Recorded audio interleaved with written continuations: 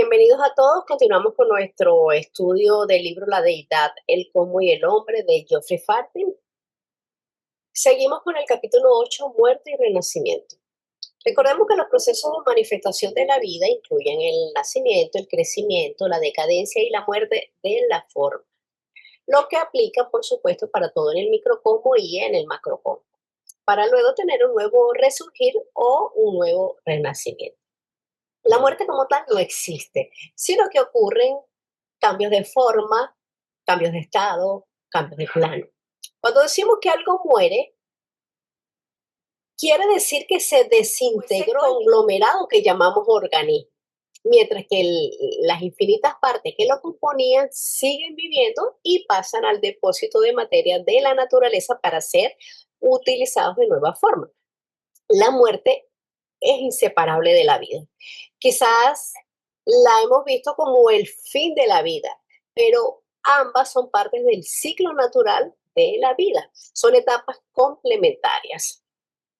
Entonces, en el proceso de desarrollo espiritual son complementarias, son necesarias. La muerte es simplemente el desecho de una forma que ya cumplió su propósito, que es temporal. Hay un ciclo también preestablecido por el cual se debe pasar. Y hemos pasado muchas veces, independientemente de las creencias que nosotros hayamos concebido o que hayamos practicado durante la vida en la tierra. Bueno, dicho esta pequeña introducción, comenzamos nuevamente la lectura donde quedamos la semana pasada. Es importante distinguir aquí entre los estados de conciencia subjetivo y objetivo. La experiencia normal de las cosas, la gente y los acontecimientos en el medio ambiente, la experiencia común de la vida en el mundo físico es objetiva. Es la realidad ordinaria compartida con los demás. Nuestras reacciones a esas mismas cosas, gente y acontecimientos son subjetivas y constituyen el mundo privado de cada individuo, uno en el cual nadie más puede entrar. La conciencia objetiva es aquella que percibe un mundo externo que es común, que está mediada por los sentidos físicos y puede ser verificada y compartida por otras personas. Eso, ¿cómo lo podemos demostrar? Como ver una casa, ver una persona, ver un paisaje. Entonces, esa conciencia objetiva opera principalmente a través de cama, manas inferior, apoyándose, por supuesto, en el cerebro. El cuerpo físico es el instrumento de percepción, ese es el estado de vigilia ordinario.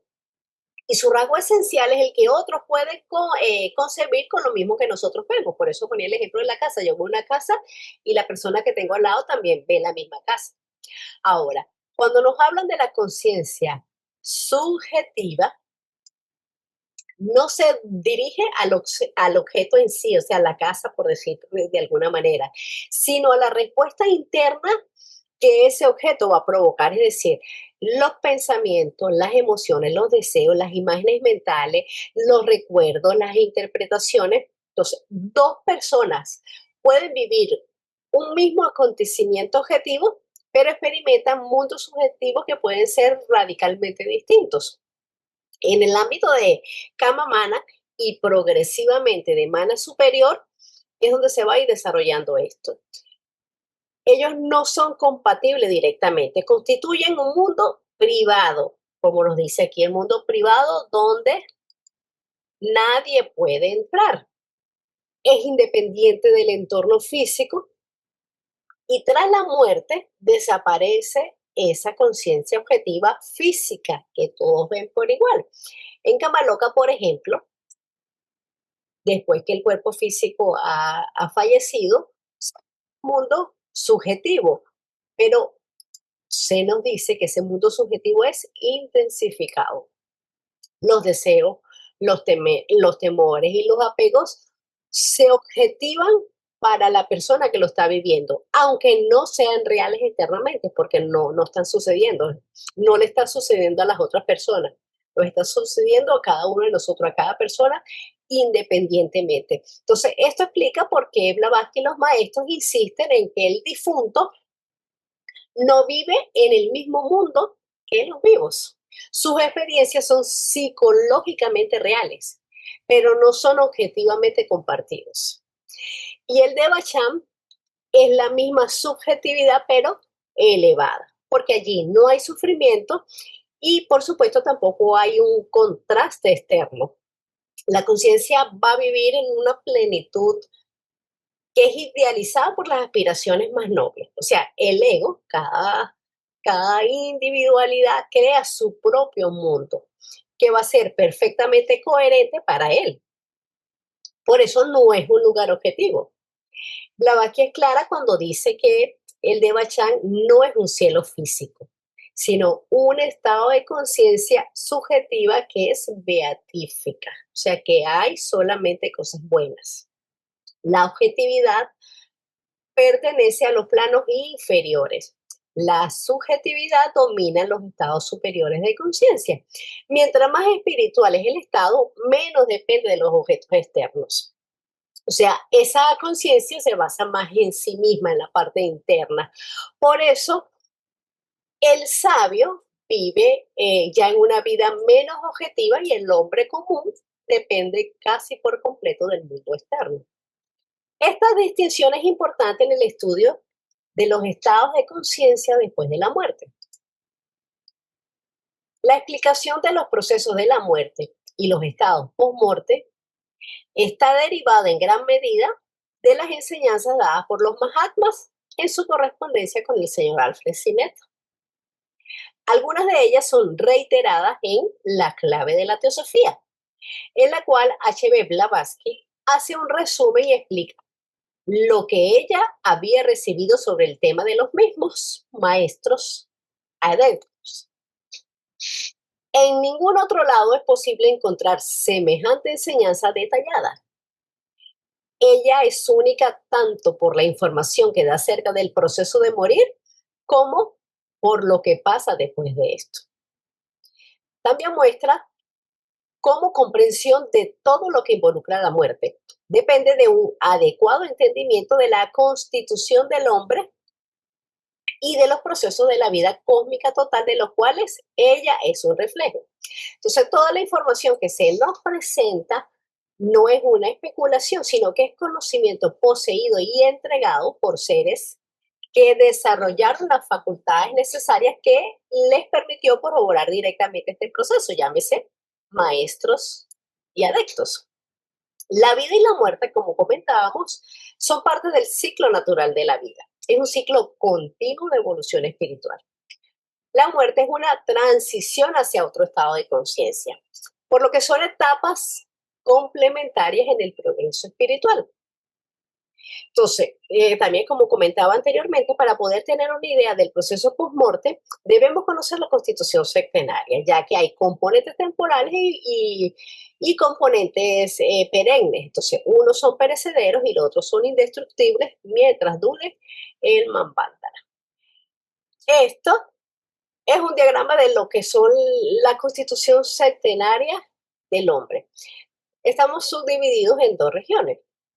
La tríada superior o individualidad, que es lo que nos dicen que es perenne o indestructible mientras dure el Manvantara, y el cuaternario inferior que constituye la personalidad, que son los elementos que son perecederos, perecederos temporales, o sea, que cambian en cada encarnación. El cuaternario inferior o personalidad está compuesto por Chula Charira, que es el cuerpo físico, el segundo principio Linga Charira, doble astral, cuerpo astral, tercero Prana, principio vital, el cuarto Kama, deseos y pasiones. Y la tríada superior está compuesta a su vez por Atma, séptimo principio, el espíritu, Buddhi, sexto principio, el alma espiritual, cuando funciona únicamente como vehículo de alma, y quinto, Mana, que es la mente o el alma humana. Cuando estamos encarnados, mana tiene una función dual. Se divide en manas inferior y mana superior. Entonces, manas inferior tiende hacia kama y forma la duada inferior que se llama kama mana, que es lo mismo que la psicología nos habla que es la psique. Y mana superior tiende hacia arriba, su principio superior que es Buddhi, y crea la duada superior, o sea, Udimanas. Esta es nuestra constitución centenaria mientras estamos encarnados. En términos generales, las condiciones y las experiencias en y de los estados post-mortem están íntimamente relacionados con la vida que apenas se acaba de vivir, tal como siempre se ha enseñado en las religiones exotéricas.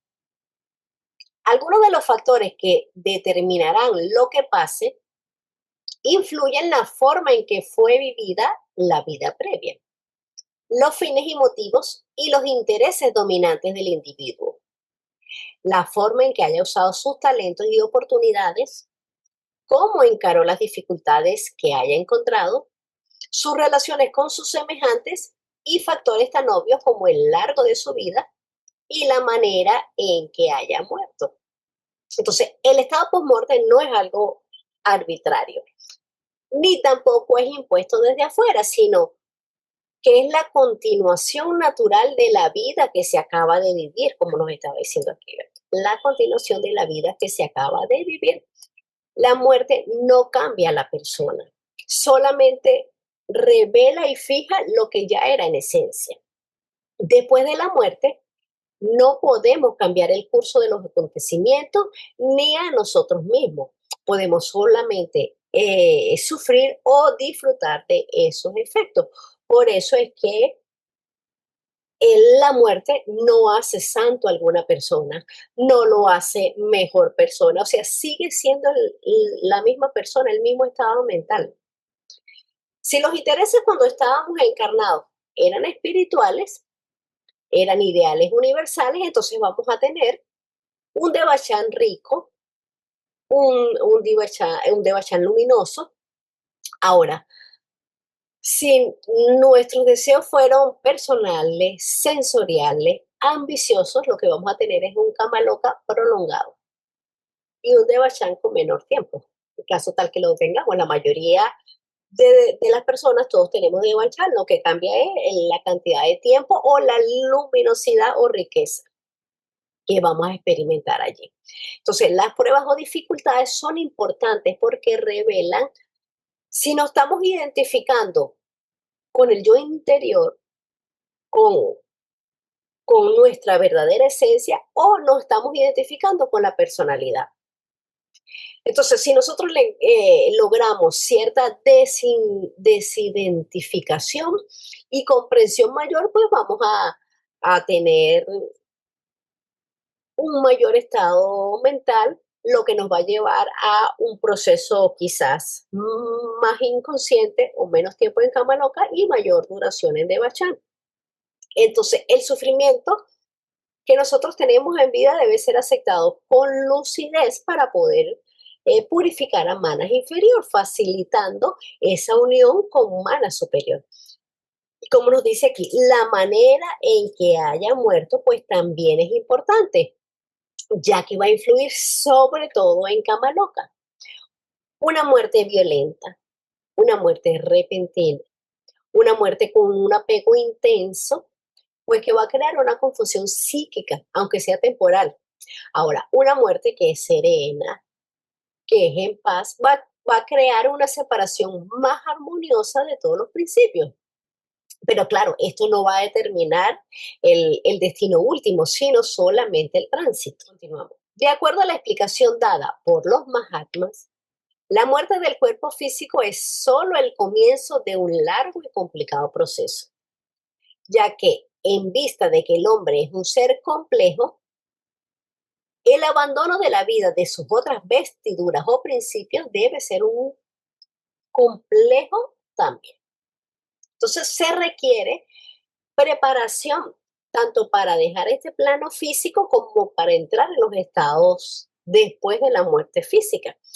La preparación del retiro de esos principios superiores de los inferiores, o sea, superiores, me refiero a la triada superior y los inferiores, me estoy refiriendo al cuaternario inferior, tiene que ser de una manera gradual. Cada uno de los 7 principios está compuesto a su vez de los mismos 7 principios, haciendo así la formación de los 49 fuegos. Es decir, Cada principio interpenetra a otro principio y el proceso de desconexión de esos principios superiores de los inferiores tiene lugar muy gradualmente. Claro, todo eso va a influir y va a depender de cómo la persona vive su vida y desde luego va guiado por el karma. Cuando comienza ese proceso, nosotros no lo notamos. Sin embargo, tarde o temprano comienza a observarse un cambio. Y un ejemplo que sí es tangible son los signos característicos de la vejez. Tenemos pérdida de vigor, tenemos una lentitud mayor, tenemos quizás afección de los órganos vitales y así pues muchísimas otras cosas, un desgaste, una decadencia, eso es normal. Entonces, eso nos está indicando que esos principios se están separando, esa energía que da vida a esos principios se está gastando. Todo eso son indicadores de los cambios que son producidos por los procesos internos. Incluso cuando ya sucede la muerte física, no ha sido aún completa esa separación. Esa separación se va a dar después, pero es todo muy gradual, no es de una manera violenta. Mira, es un poquito relacionado con el párrafo anterior. Cuando te escuchaba que decías que somos los mismos cuando desencarnamos, la importancia en esta vida de las relaciones con nuestros semejantes. Y si tenemos una vida, pues vamos a decir, más o menos equilibrada, decías que estamos en un devachán luminoso. Mi pregunta es, cuando estamos en devachán, eh, ¿seguimos pensando como pensamos aquí en nuestra vida dentro de un cuerpo? Cuando estamos encarnados, estamos en el mundo de las causas. Cuando ya estamos desencarnados, ya estamos en el mundo de los efectos. Ahí ya no podemos hacer ningún tipo de cambio. Ahora, ¿qué vivimos nosotros en el Devachan? Cada uno crea su propio Devachan. Es como si tú escribieras un libro, creas una novela. Tú haces tu propio guión con las personas que tú quieres. Claro, todo con pensamientos altruistas, con cosas buenas, todo lo bueno que tú tuviste, todos los pensamientos buenos, todas las emociones y todo lo bueno que tú tuviste, allí lo vas a vivir. Ahora, ¿cómo lo vas a pensar? No es que lo vas a ir creando en ese momento, no, es el mundo de los efectos, ya tú lo creaste. Porque yo me quedo pensando que aquellas personas que ninguna vez han tenido el acercamiento a nuestras tendencias, disciplinas, filosofía oculta, eh, yo imagino que llegan a Devachan y se quedan dormiditos, o sea, no se dan cuenta que están en Devachan y pasa todo el tiempo que tiene que pasar y, y están como dormidos, no se dan cuenta, porque no tuvieron ninguna preparación. Es la idea que tengo. Exactamente pasa si las personas que no creen que exista algo después de la muerte, sino que simplemente creen que no existe una reencarnación, sino que esta es la única vida y esta es la única experiencia que tenemos. Pero tampoco creen en un cielo, tampoco creen en un infierno, sino que este es mi momento y ya. Moriste, te dispersaste y ya, no existes más nunca. Entonces, esas personas van a pasar todo su proceso de manera exactamente como lo dijiste, inconsciente, no van a tener de bachar. Claro, al momento que venga el nirvana mayor o termine una ronda, de una cadena planetaria que nosotros todos vamos a tener la película de todas, absolutamente todas las encarnaciones que hemos tenido, pues esa persona se va a dar cuenta todos los descansos que perdió. Que no pudo disfrutar ese Devachan porque simplemente no lo creía, porque es un estado mental. No es un sitio físico, es algo que creamos. Y si no lo creamos, pues no tenemos nada. Sí. Y está relacionado este pensamiento, esta imagen, con lo que nos ocurre a la hora que dormimos. Cuando dormimos, siempre hay actividad mental, psique, imagen. Solo que a veces funciona la memoria y a veces no funciona la memoria. Y decimos, tuve un sueño o no soñé nada. pero parece ser que todo el tiempo hay actividad mental. Eh, Creo que ya lo hemos platicado en otro momento, y hay cierta similitud de nuestras imágenes oníricas cuando dormimos con lo que va a ocurrir en el gran sueño, diría yo, que es cuando desencarnamos. Es otro tipo de imágenes, pero llevan cierto paralelismo. La imagen del sueño con la imagen cuando estemos desencarnados o en Devachan. Casi siempre nuestros sueños están condicionados por lo que nos preocupa o por lo que nos divirtió o por lo que hicimos cuando estábamos en vigilia. Entonces, todas las noches tenemos una pequeña muerte, pero ojo, entonces cuando nosotros dormimos, mañana me levanto, yo soy la misma. Puedo cambiar mi actitud ante lo que se me presenta, las circunstancias que se me presentan, pero yo sigo siendo la misma. Pero tengo la Mm. oportunidad de mejorar. Yo mañana, si sigo con vida, tengo la oportunidad de ser mejor persona que lo que fue ayer. Cuando estamos ya desencarnados, no, esa oportunidad ya pasó.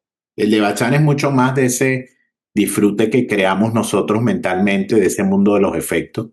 Se nos dice también que el Devachan es un estado de reposo donde el alma va a descansar de todo ese periodo de encarnación donde sufrió, donde enfrentó cantidad de cosas, donde vivió múltiples experiencias de todo tipo, no solo sufrimiento, es un estado de reposo, de preparación, de asimilación para una nueva encarnación. Por otro lado, también se nos dice que el Eva Chan, yo creo que todo esto lo va a decir Caro, pero es un poquito para hilar lo que quiero decir, ¿no? Se nos dice también que en el Deva Chan todas las injusticias, que llama injusticia, en este caso la enseñanza, cosas karmáticas que a ese ser le pasaron que no debían haberle pasado, en el Deva Chan va a recibir la recompensa. ¿Por qué? Porque no estaban dentro de su anal kármico o no fueron su responsabilidad, fueron causados por otro, no directamente por él. El Devachan va a ser una especie de recompensa, ¿no? O sea, el Devachan se nos ha presentado de muchas maneras diferentes y también acordándonos que es una enseñanza general. Cada Devachan va a ser diferente en cada persona y en cada encarnación. Es un esquema general más o menos que dieron los maestros de cómo funciona ese proceso post-muerte. Por eso es que se dice que hay muchas condiciones muy particulares de cada personalidad que son diferentes. No podemos hablar de que todos los devachanes son iguales para todos los seres. Entonces, fíjense, yo tengo una opinión diferente al caso del devachan. ¿De qué diferencia hace con nosotros que ya conocemos o conocemos por lo menos estos procesos, ¿no? En mi opinión, no hay ninguna diferencia al estar experimentando el devachan. ¿Por qué? Porque eso es un proceso para todos los seres humanos. Aunque nosotros estemos en una escuela de filosofía, de ocultismo, esoterismo, otras personas en otra escuela diferente o alguno no lo practique, tenga las creencias que sean, el proceso va a ser el mismo, porque somos todos seres humanos. El punto de vista de quien hace estos estudios es que se está preparando, o sea, está creando y está generando causas en vida, en encarnación, para que ese devachan sea diferente. O sea, ¿qué quiere decir? Yo ya sé cómo funciona el karma, yo ya sé que existe la reencarnación y yo ya sé cómo funciona el proceso post-mortem porque lo he estudiado. Sabemos que muchas religiones no lo dan de esta manera, no lo explican, no, esto no es una explicación pública que la podemos recibir en escuelas ordinarias, en una universidad, son filosofías de este tipo de ramas. Entonces, ¿qué es lo que nos permite a nosotros tener este conocimiento? Preparar y generar causas para que ese tránsito post-mortem sea diferente, vaya cambiando, porque lógicamente tenemos un karma que está influyendo. Cuando recibimos este tipo de información, pues vamos a adaptar nuestras acciones, nuestra vida, vamos a tratar de influir en nuestro karma, influir en el sentido de tratar de hacer las acciones que sean buenas, ¿verdad? Y no incurrir en acciones malas, tratar de cambiarnos a nosotros. ¿Para qué? Para que esos efectos en el devachan sean diferentes, sea más prolongado, sea de una mejor manera o como dijo Caro, sea más luminoso, metafóricamente. Pero ¿qué sucede? Todas las personas tienen devachan. Todos Sí. tienen un devachan. el cristiano, el musulmán, el judío, el teósofo, el masón, todos tenemos, el ateo tiene un Devachan. Lo que sí tenemos que hacer es preparar para que ese Devachan sea más largo, porque lo que se busca es que sea más largo, entre comillas, porque la persona ha sufrido mucho o sufre mucho en este mundo. Lo que si en el Devachan pensamos, recuérdense que para pensar necesitamos el mecanismo físico, que es la mente. O sea, en el Devachan ya no hay un pensamiento como tal, hay una vivencia, es el efecto, se va a vivir y ya no lo vive porque no hay sentido, no hay un medio físico para que la mente pueda expresarse o generar pensamiento. De por sí la mente necesita los sentidos, no es la misma mente, no podemos decir que haya pensamientos o acciones en el Devachan, simplemente se van a vivir los frutos de algo que ya se causó en la vida encarnada. Entonces es algo muy difícil de repente determinar, pensamos en el Devachan, o sea, ¿cuál es ese estado realmente? O sea, hay un pensamiento. Es muy difícil porque siempre el pensar está relacionado al organismo físico. Por eso Manas necesita un cuerpo físico, un órgano físico para poder desarrollarse. Y recordemos que es un estado subjetivo que está formado por esas aspiraciones, por esas creencias y por esa vida interior. Quien no desarrolló una vida espiritual o un idealismo, pues porque fue muy materialista, pues va a tener que un Devachan muy débil o va a pasar casi inconsciente. Ahora, eso no va a depender de la creencia religiosa, va a depender más de la moralidad y de la vida de corazón que haya tenido esa persona. O sea, va unido a su altruismo, a su amor profundo, a su idealismo, a sus aspiraciones nobles, sin importar la creencia, la religión o la tendencia o lo que estudie o deje de estudiar. Sí, muy importante todo esto que estaba diciendo justamente Daniel. Es importante como estudiantes de teosofía el tener esta apertura de mente al conocer los distintos estados post-mortem, porque el cuerpo físico no está más. Ahora, nosotros estudiamos sabiduría antigua, ocultismo. La mayoría de la gente desconoce estos temas porque no es a nivel mundial tan grande la difusión de la teosofía, pero el común de la gente y en su ignorancia me hace recordar desde que era niña los distintos velatorios que tuve que asistir, que la ignorancia de la gente decía, pobre, se murió porque era bueno y había sido de lo peor el muerto, pero es como que la muerte lo santificaba. No importa la creencia, para todos pensaban que la muerte era una bendición. Y eso es la ignorancia de las verdades de la vida, sabiduría antigua, ocultismo. Cuánto bien estamos haciendo a nosotros mismos al abrir nuestra mente con este conocimiento. Nelly, sí, es prepararnos. Es como cuando nos vamos a ir a otro país, queremos saber qué idioma se habla, qué idioma, qué moneda se tiene, etcétera. O sea, tenemos que instruirnos para saber cómo vamos a afrontarlo. Gracias, Nelly. Así mismo. En los últimos momentos de su vida, antes de que el cerebro cese de funcionar, la persona muriente vuelve a ver en detalle la vida que acaba de terminar. Todo incidente es, por así decirlo, echado afuera del cerebro muriente y cada uno es visto bajo su propia perspectiva. De acuerdo al tipo de persona que haya sido, el muriente pondrá más atención a ciertas memorias que a otras. Este es el momento de la verdad. Cuando se ve a sí mismo como realmente era, no como había tratado de imaginarse que era. Sus últimos pensamientos, al ver pasar frente a él su propio pasado, arrojarán su influencia sobre la siguiente personalidad que asuma cuando llegue el tiempo de retornar. No deben perturbarse esos momentos de concentración privada, dada la crucial importancia que tienen para su futuro. Al terminar esta revisión y el consecuente toquido de la nota clave para la siguiente encarnación, sobreviene la inconsciencia. Cualquiera que haya sido el tipo de muerte, la conciencia se extingue, como la llama apagada de una vela. La vida se retira gradualmente de los vehículos inferiores, primeramente de los de la tríada inferior y luego de una manera mucho más lenta de la duada intermedia. A medida que la vida se va de ellos, los vehículos se desintegran tarde o temprano y sus componentes regresan al depósito general de la materia viva para ser reutilizados.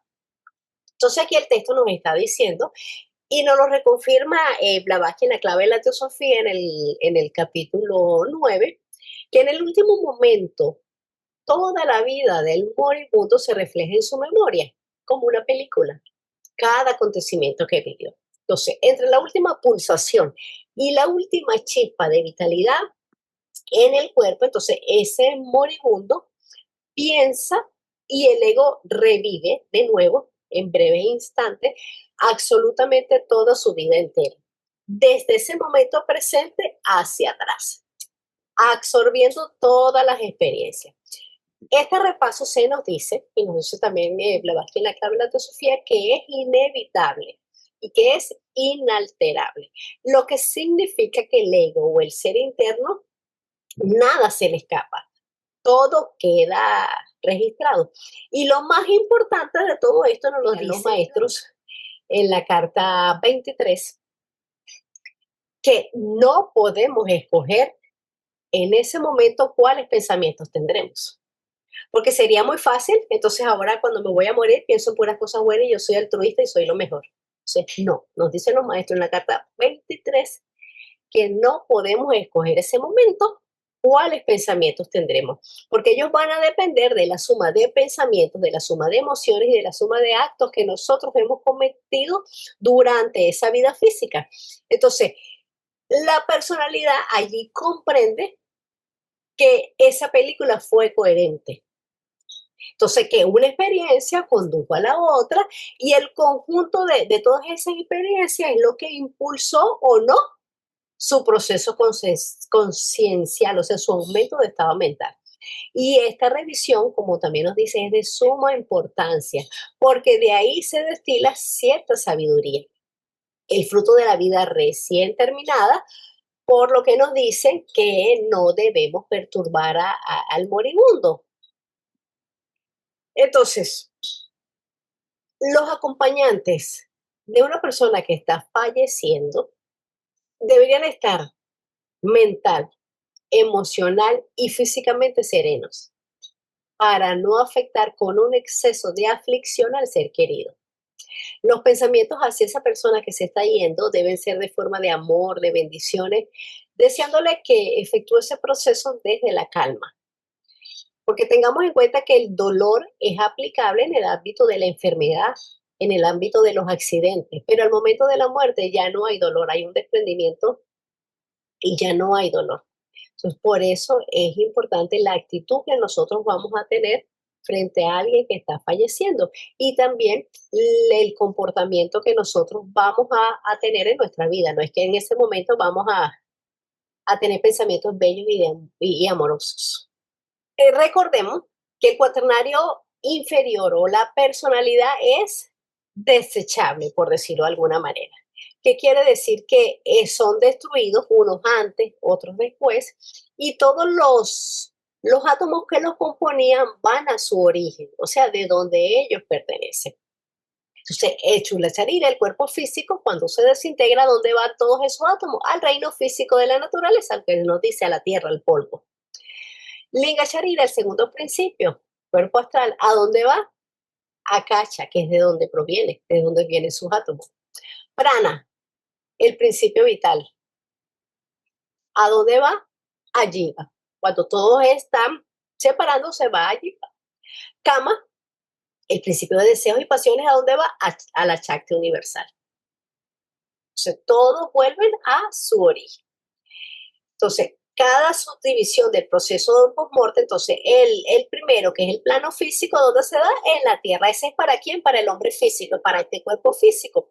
Luego, la segunda etapa, el segundo proceso es donde en el plano astral, que es el Kama Loka. ¿Ese es para quién? Para el hombre desencarnado, para el cascarón.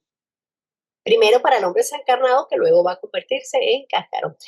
Y el tercero, que es realmente el destino final, que se da en el plano mental, los planos bajos del plano mental, es en el de Bachán. ¿Para qué? Para la tríada superior. Con la quinta esencia o con lo mejor que haya podido obtener de los principios inferiores. El testimonio de gente que ha sido pronunciada clínicamente muerta, pero que se recobró subsecuentemente, relatando sus experiencias cercanas a la muerte o ECM, como en el libro del Dr. Moody, La vida después de la vida, proporciona evidencia de que antes, durante y después de la revisión, el individuo puede llegar a estar consciente de una presencia impresionante, íntima y poderosa. Puede simplemente experimentarse como la luz o como una luz sagrada o un ser luminoso, a veces tomado por Cristo o la deidad. En términos teosóficos, esto puede ser una percepción del ego divino espiritual que brilla dentro de la conciencia al final de la vida. La revisión misma se reporta frecuentemente entre los casos referidos. Otra experiencia común es la de estar consciente de una barrera que impide un avance más allá. Algunos sienten como si estuviesen en un túnel o en un valle oscuro que tendría que atravesarse al fin de alcanzar la luz más allá. Quizás el alcanzar la luz habría sido el momento de la muerte, a la cual no se llegó en esos casos. Entonces, algunas personas consideran una fuente confiable sobre lo que nos espera después de la muerte física y la vivencia de los que han tenido experiencias cercanas a la muerte. Lo contado por estas personas muestra muchas coincidencias y similitudes entre lo que sintieron, entre lo que percibieron, sin importar la raza, sin importar la edad, el sexo, la religión o el lugar donde viviera, etc. La mayoría de esas personas asegura que había tenido una serie de experiencias extracorpóreas ligadas, por supuesto, al siguiente plano, el plano astral, es decir, que ellos se veían a sí mismos en ese plano. Dicen que ellos mismos, que los que sufrían dolores, hablaban de un alivio inmediato de ese dolor, que experimentaron paz, que experimentaron tranquilidad, que no era un estado de sueño ni una alucinación, porque cuando se recuperaban podían explicar con detalle lo que había pasado, las personas que estaban ahí, que había hecho cada uno de ellas. Entonces, al regresar esas personas de esa experiencia, generalmente cambiaba su perspectiva sobre la vida, sobre el amor, sobre la compasión, porque ya los veían como sentimientos predominantes, como que tenían una función o algo todavía que hacer y por eso no se fueron. Pero lo más importante es que tenemos que tener en cuenta que esas personas jamás estuvieron muertas. Aunque ellos sintieran que sí, aunque el doctor dijera que estaban muertos, o sea, nunca estuvieron muertas, porque aún continuaba el cordón de plata, existía ese nexo. O sea, el cordón de plata no se había roto, porque el cordón de plata es el que une al cuerpo astral con el cuerpo físico. Entonces, nunca se rompió. A lo que ese cordón se rompe, o sea, no hay manera de regreso, jamás. No hay retorno. Entonces, estas personas realmente no estuvieron muertas. Y lo que también se nos dice, que si vieron una luz sagrada, que ven al Cristo, ven a cualquier deidad, eso es todo una creación mental también. Si estamos programados y yo quiero que me reciba mi abuelita, cuando yo me muera, me va a recibir mi abuelita, porque es una creación mental. Ahora, si yo quiero que me reciba el mismo Cristo o el señor Buda, a mí me va a recibir el señor Buda, pero realmente no son ellos. La siguiente fase, después de la pérdida de conciencia que sigue el proceso de revisión, es descrita en las cartas Mahatma como una lucha a muerte. Un término quizás desafortunado dado que parece connotar una experiencia agudamente dolorosa y consciente, la lucha. Como parece desprenderse de esta última información, es más bien una separación automática de los elementos egoicos respecto de los elementos personales de la experiencia vivida por el hombre. Como se mostró precedentemente en este capítulo, el principio manásico o quinto principio es dual durante la encarnación, permaneciendo asociado en parte a sus aspectos superiores con la mónada y en parte llegando a estar vinculado con Kama, el cuarto principio o principio del deseo. Estos dos modos de funcionamiento del principio manásico explican los términos mana superior e inferior. En asociación con la mónada, mana superior forma así la duada superior, mientras que en asociación con Kama, mana inferior forma la duada inferior. La lucha es entre las dos. Cuando el hombre muere, su segundo y tercer principio mueren con él. La tríada inferior desaparece y el cuarto, quinto, sexto y séptimo principio forman el cuaternario sobreviviente. De aquí en adelante es una lucha a muerte entre la dualidad superior y la inferior. Si gana la superior, el sexto, habiendo traído hacia sí mismo la quinta esencia del bien del quinto, o sea, sus efectos más nobles, sus aspiraciones santas, aunque aún sean terrenales, y las partes más espiritualizadas de su mente siguen a su divino primogénito, el séptimo, al estado de gestación. Y el quinto y el cuarto permanecen asociados como un cascarón vacío. Ya habíamos hablado de estos 7 principios. Cuando muere el cuerpo físico, Chula Sharira, Linka Sharira, recordemos que desaparece o se desintegra a la vez que el cuerpo físico. Inmediatamente que el cuerpo físico muere, entonces prana abandona a ese cuerpo. Entonces, ¿eso qué conforma? La tríada inferior que desaparece. Cada uno de estos principios, al desaparecer o al desintegrarse, van a sus orígenes, ya dijimos, cada uno a lo que va, ¿verdad? Chula Sharira, reino físico, Linga Sharira, Akasha y prana Ajiva. Esa es la tríada física que desaparece. Entonces, teníamos 7 principios. Al perder la tríada física, ¿quedamos con qué? Con el cuaternario sobreviviente. ¿Cuál es el cuaternario sobreviviente? Kama junto con Mana, con Buddhi y con Atma. Aquí lo podemos ver mejor. Entonces, queda este cuaternario sobreviviente. Quedan solo 4 principios. Los 3 principios tríada física ya desaparecieron. Entonces, la duada inferior que nos está hablando el texto está compuesta por Kama y por Mana. Y la duada superior está compuesta por Buddhi y con Atma. Entonces se da una lucha a muerte entre la duada inferior y la duada superior, donde solamente habrá una duada sobreviviente. Entonces, en el proceso de la muerte podemos ver cómo los principios del hombre se agrupan, ¿verdad?, en duadas, duada superior, duada inferior y en tríadas. Esto pasa, ¿verdad? Entonces aquí ya la tríada física, aquí ya desapareció, no existe. No está Chula Sharira, no está Linga Sharira y no está Prana. Nos queda esto, el cuaternario sobreviviente, que está constituido, como ya dijimos, por las dos duadas, duada inferior y la duada superior compuesta por Atma, Buddhi, y la inferior compuesta por Kama y Mana. Y a este cuaternario es el que se está refiriendo al texto, no al cuaternario como personalidad. Este es el cuaternario que nos hablan del texto. Entonces, por eso es que a veces el contexto de los términos se refieren de distintas maneras. Aquí también nos están hablando de duadas, de una duada inferior y una duada superior.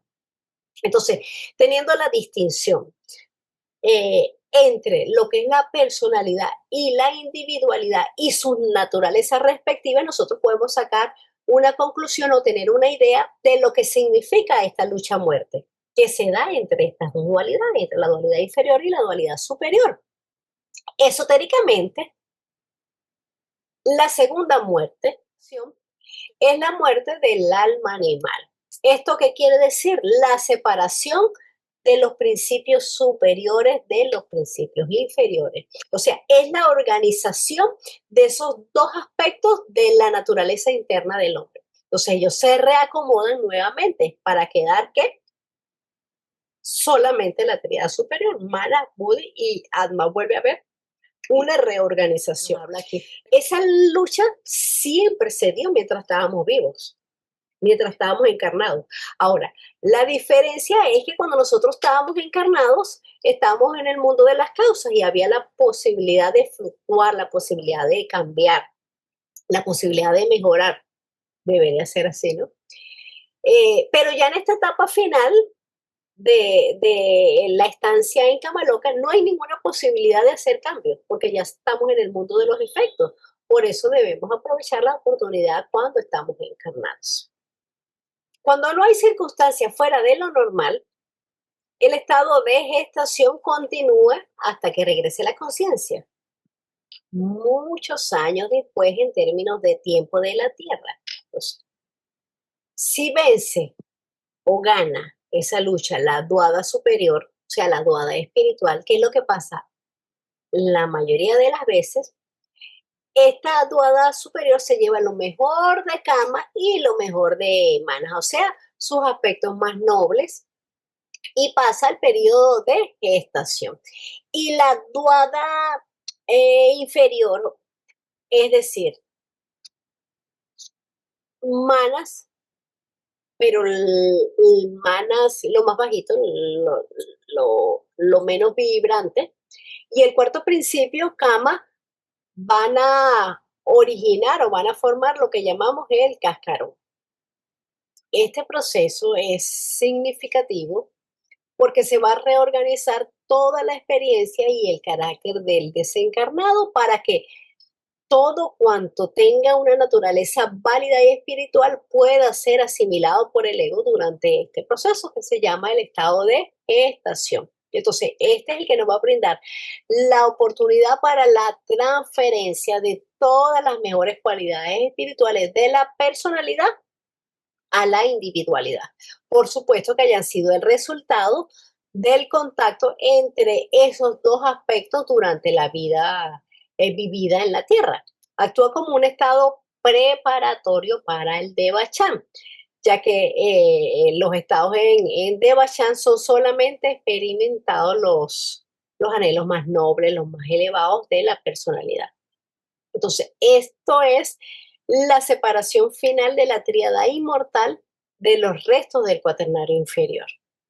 Se nos dice que este estado de gestación no se puede describir, pero que ese fruto espiritual tiene que transmutarse antes de ser adecuado para construir ese fruto a nuestro ego, para hacerlo crecer más. Entonces, la persona no se da cuenta de lo que está pasando, pero por supuesto, hay excepciones. Recordemos que el cascarón es lo que queda cuando los principios superiores abandonan el cuaternario sobreviviente, o sea, se forma luego de esa segunda muerte. Son los componentes mentales, emocionales en procesos de disolución.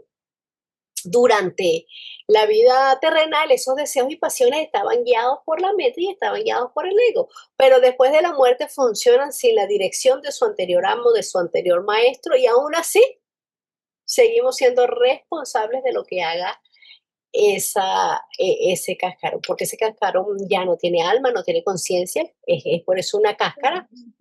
Lo que tiene es apariencia de conciencia, pero funciona como de una manera automática, porque ha estado conectada de una manera muy reciente con el ego, entonces no tiene una voluntad propia, sino que es gobernado enteramente por las atracciones vibracionales, que la memoria es una cosa y la facultad perceptiva es otra.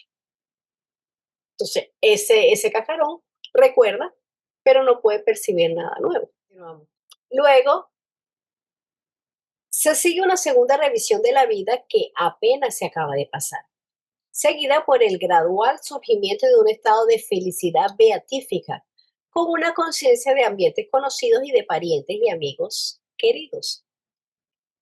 Hacia el final del estado de la gestación retornamos gradualmente en estado consciente, porque se necesita manas para hacerlo un estado de percepción y un estado de conciencia. Entonces ahora esa persona desencarnada está consciente de quién es y de dónde se encuentra. Y ocurre una vez más la visión que tuvo lugar al momento de la muerte física, o sea, vuelve a ver la película nuevamente. Estas experiencias, sin embargo, son completamente subjetivas como las de un intenso sueño. Sin embargo, tienen al menos tanta realidad como las experiencias de lo que llamamos vida real. Para el que sueña, este estado es la realidad y se le conoce como Devachan. Entonces, Devachan es realmente el estado post-mortem y todo, absolutamente todo cuanto le precede es una preparación, o sea, las revisiones de la vida pasada, perdón, de la vida pasada. El Kamaloka, la lucha a muerte, el periodo de gestación, todos son pasos preliminares para llegar al Devachan, que es el verdadero destino. Entonces, bueno, muchísimas gracias a todos por su presencia, por su energía, por sus comentarios y por sus aportes. Que tengan todos una linda noche y nos vemos la semana que viene. Muchas gracias.